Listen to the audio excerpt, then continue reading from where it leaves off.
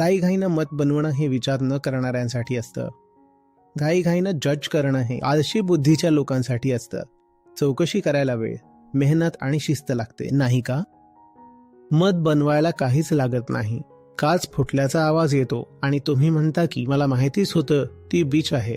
यासाठी किती कष्ट लागतात काहीच नाही. आणि स्वयंपाकघरापर्यंत चालत जाऊन तिच्याशी बोलायला, पुरावे बघायला, प्रश्न विचारायला आणि तिथून तथ्य हळूहळू बाहेर येऊ द्यायला थोडी मेहनत आणि प्रामाणिकपणा लागतो.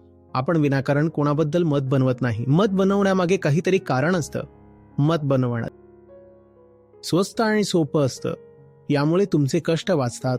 आपण फक्त दुसऱ्यांबद्दलच मतं बनवतो असं नाही, आपण स्वतःबद्दलही तसंच करतो. कोणाला शैतान ठरवण्याची गरज नसते.